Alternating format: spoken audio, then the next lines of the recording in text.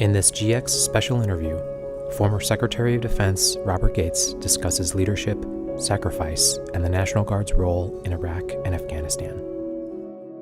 People that have impressed me as leaders are people who put the interests of the country and the interests of the people who work for them ahead of their own self-interest. It is, in a way, the model of the servant leader. How do you serve the country? How do you serve all those troops working for you? See to their well-being, see to the well-being of the country rather than your own selfish interests.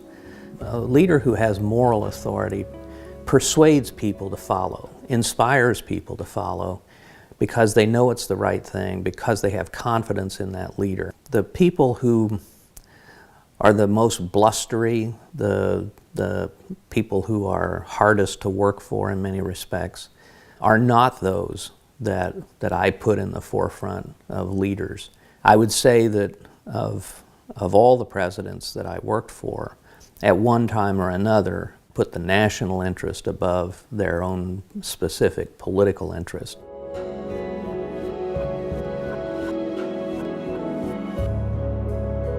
When I was doing condolence letters, I would insist on having a picture of the soldier, along with all the hometown news about their sacrifice.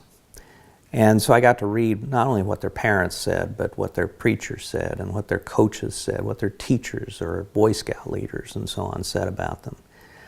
And the amazing thing is how many of them said that the young person, the young man or woman, found their calling or found their direction in life in the military. What I would see when I would go out there was one set of Americans in the age group 18 to 25 who in essence had put their dreams on hold to protect the dreams of the same age young people who were still back at home. And I guess I felt strongly about that, having been a president of a huge university. You know, I went overnight from seeing the same age kids in t-shirts and shorts and backpacks and flip-flops, and all of a sudden they're in full body armor, carrying an assault rifle and living in horrible conditions. And I never forgot about the sacrifice those young people were making, even if they didn't get wounded. Just the being there and the living conditions were pretty wretched. I know I didn't see the worst of the worst, but in the lunches that I had with young enlisted and NCOs and others, I think I got a pretty good idea of just how tough it was out there. And I just never lost sight of the sacrifice both they and their families were making to do their duty.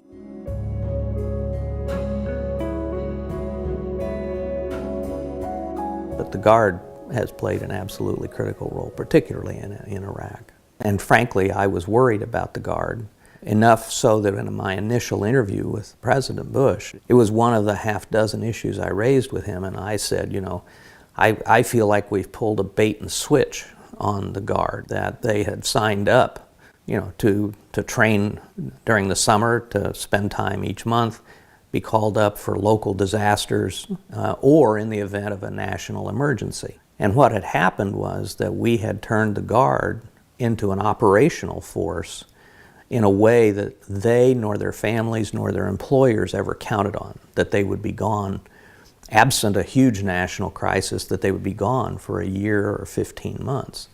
Obviously, those who signed up for the Guard after 9/11 knew what they were getting into, but it became absolutely critical. And one of the first decisions that I made, the Guard units often had been cobbled together from a lot of different states and areas to make up a unit, and it seemed to me that was a very bad way to go. And so the Guard units would deploy as a unit, and second, that their deployments, total deployments, would be limited to a year. I think it's fair to say those decisions were pretty well received. But the example I used in terms of deploying as a unit was if I'm an explosives ordnance disposal person, I want to go down that dangerous path with somebody that I know, somebody that I've trained with, somebody that I've worked with for months or years, not some guy I met 3 days ago.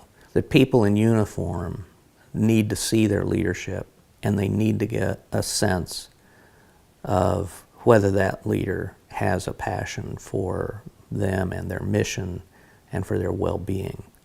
and the confidence that that leader will do whatever is necessary and break down whatever barriers, whatever political issues, in order to get them what they need. They need to have the confidence that somebody's got their back. And I think that's absolutely critical.